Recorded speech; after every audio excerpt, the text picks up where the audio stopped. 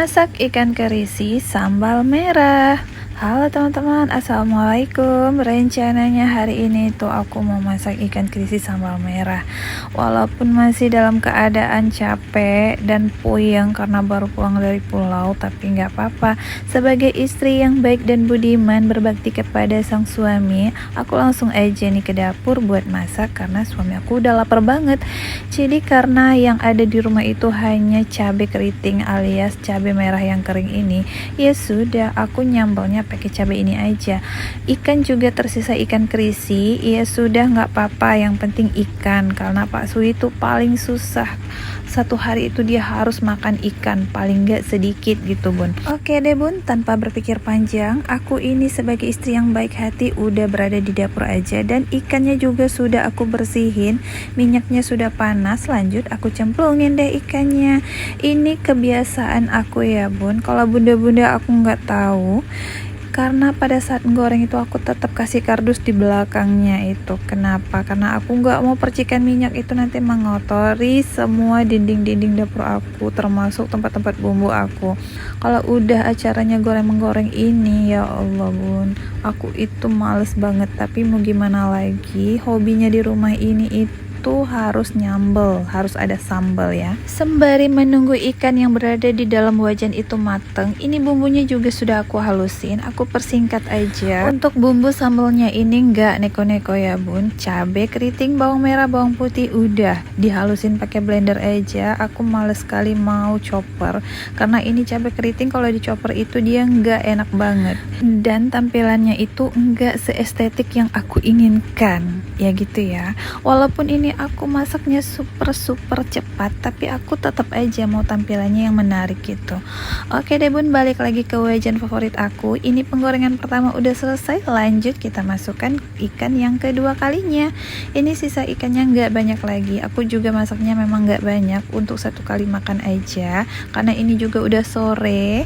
Ya sudah, ini kita lanjut untuk menggoreng yang kedua kalinya. Sama dengan proses penggorengan yang pertama, kita harus bolak-balik ikannya.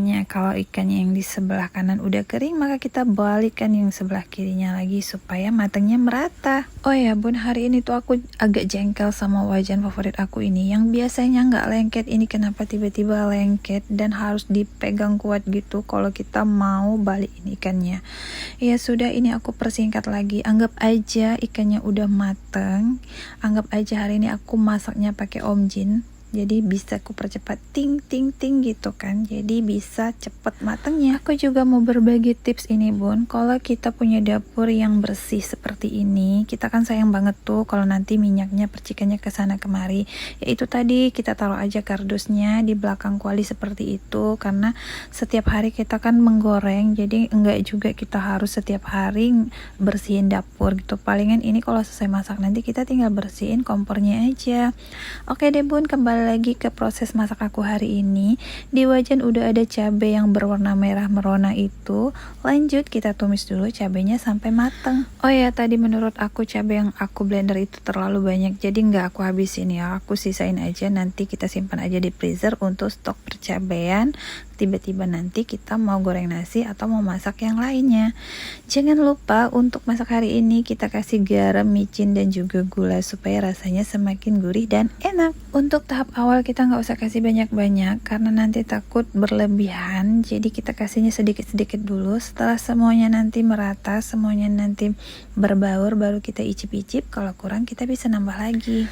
Lanjut, semua bumbu-bumbu duniawi sudah nyebur ke wajan favorit aku. Ya sudah, ini kita aduk-aduk sementara kita tunggu cabenya ini tanak. Oh ya bun, aku ada sedikit tips juga ya dalam penumisan percabaian ini, karena ini cabai keriting, dia itu gampang gosong.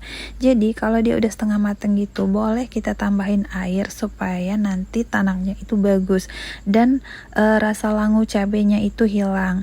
Karena ini cabai kering, jadi dia kuat gitu bau langunya. Harus ada trik pada saat menumisnya. Oke bun, bisa dipahami ya maksud dan tujuan aku tadi. Ya sudah, balik lagi ke wajan favorit aku. Ini harus kita icip-icip dulu supaya nanti ketika kita hidangkan sama Pak Su, rasanya itu udah pas dan rasanya enak. Karena aku rasa ini kurang asin, jadi aku tambah sedikit garam lagi supaya rasanya lebih balance. Kita aduk-aduk lagi dan kita tunggu sebentar sampai garamnya ini larut. Oh ya bun, sebenarnya bunda-bunda itu menyadari nggak ya, kita ini sebagai ibu rumah tangga itu mempunyai kekuatan super. Jadi kita itu punya ilmu kebal. Kenapa aku bilang ilmu kebal?